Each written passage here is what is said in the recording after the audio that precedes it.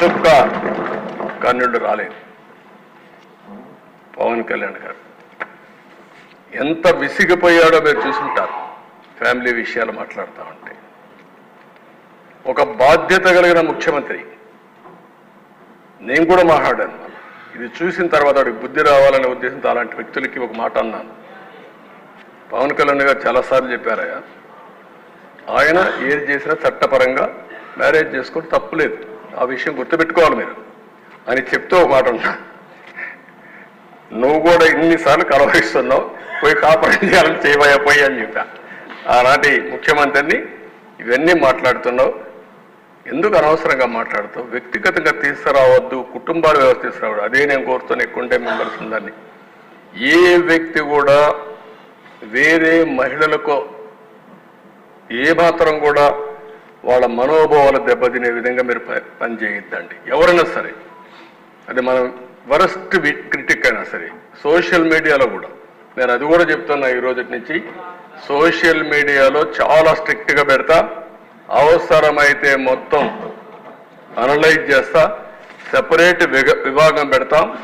ఎవడైనా సరే ఆడబిడ్డల పట్ల అసభ్యంగా వాళ్ళు దెబ్బతీసే విధంగా కానీ మాట్లాడితే, క్యారెక్టర్ అసాసినేషన్ చేస్తే అలాంటి వాళ్ళని వదిలిపెట్టను. పబ్లిక్లో నిలబెట్టి ఏం చేయాలో చేసి చూపిస్తా డెమాన్స్ట్రేషన్. ఆ విషయంలో ఎక్కడా రాజీ లేదు. అయితే నేను మిమ్మల్ని కోరేది, ప్రజలు మనకు అధికారం ఇచ్చారు. అధికారం ఇచ్చింది ప్రతీకారాన్ని తీర్చుకోవడానికి కాదు. మళ్ళీ మళ్ళీ చెప్తున్నా, ఎమ్మెల్యేలు అవుతారని మనకు అనిపిస్తుంది. ఇన్ని రోజులు వాడు వేధించాడు, నా కార్యకర్తలు ఆనందంగా ఉంటారు, నేను కూడా వేధిస్తే నా కార్యకర్తలు తృప్తి పడతారనుకుంటారు. కానీ అది మాత్రం చేయొద్దండి. మనకు అధికారం ఇచ్చింది ప్రజలకు సేవ చేయడానికి, తప్పులు చేసిన వాడిని శిక్షించడానికి.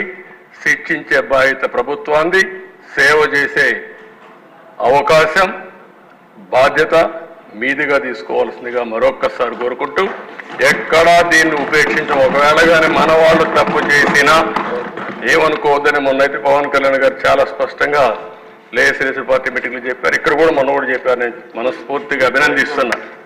ఆన్ రికార్డ్, ఒకవేళ అలాంటి తప్పు జరిగితే నేను చేసినా మొదట నా మీద యాక్షన్ తీసుకోమని చెప్పిన వ్యక్తి పవన్ కళ్యాణ్ గారు.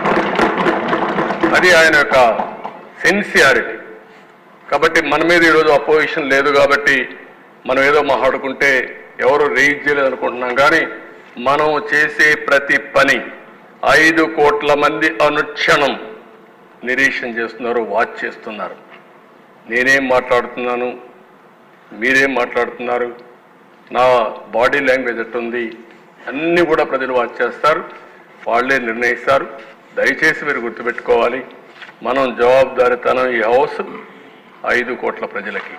ఇది గుర్తుపెట్టుకోవాలి. అందరం కూడా ఆ బాధ్యత ప్రవర్తించమని మరొకసారి కోరుకుంటూ, మరీ కోరుతున్నా, రేపటి నుంచి 0 incidents in Andhra Pradesh from our side. Me side నుంచి ఒక్క ఇష్యూ కూడా జరగకుండా చూసుకునే బాధ్యత మీది.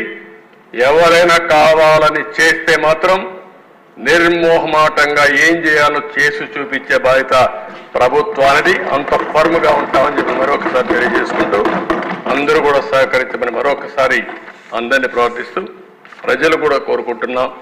ఇది చాలా ముఖ్యమైన సమస్య, ప్రజలందరూ కూడా చర్చ చేయాల్సిన అవసరం